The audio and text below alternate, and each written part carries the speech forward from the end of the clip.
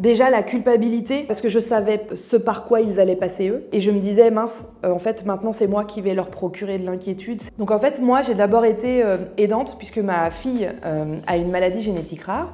Et mon papa, au moment de sa naissance, a aussi été diagnostiqué d'un cancer du côlon métastatique, foie et poumon. Et pendant du coup 8 ans, j'ai plutôt été centrée sur eux deux, dans mon rôle d'aidante pour les accompagner dans leur parcours. Et il s'avère que donc quand ce diagnostic tombe pour moi, je bascule de l'autre côté en tant que patiente. Et c'est très bizarre comme sensation parce que finalement, ça faisait 8 ans que j'étais très focalisée sur les autres.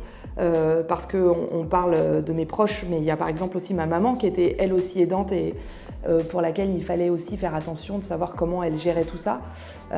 Et là, je me retrouve à devoir me recentrer finalement sur moi-même. Pas à faire preuve d'un peu d'égoïsme, mais presque pour pouvoir, moi, rentrer dans une bataille qui allait pas être simple au début. En fait, j'ai été traversée par beaucoup d'émotions. Déjà la culpabilité de devoir, parce que je savais ce par quoi ils allaient passer eux, puisque c'est les émotions que j'avais ressenties pendant ces 8 années. Et je me disais, mince, en fait maintenant c'est moi qui vais leur procurer de l'inquiétude, c'est moi qui vais devoir les mobiliser sur autre chose. Et ça n'a pas été très simple pour moi à appréhender. Et puis après, vraiment, je me suis dit, bon, il faut que tu lâches prise avec ça et il faut que tu te concentres sur toi puisque en fait, là, c'est ton diagnostic, c'est ta maladie, c'est ton parcours et il faut que je réfléchisse un peu que pour moi. Ouais, la culpabilité, elle m'a quand même habitée pendant un certain temps.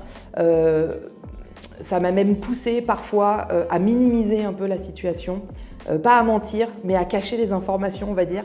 Parce que j'avais pas envie qu'ils soient dans ce sentiment de se dire voilà, maintenant il faut qu'on pense à elle, il faut qu'on s'occupe d'elle et finalement moins penser à eux.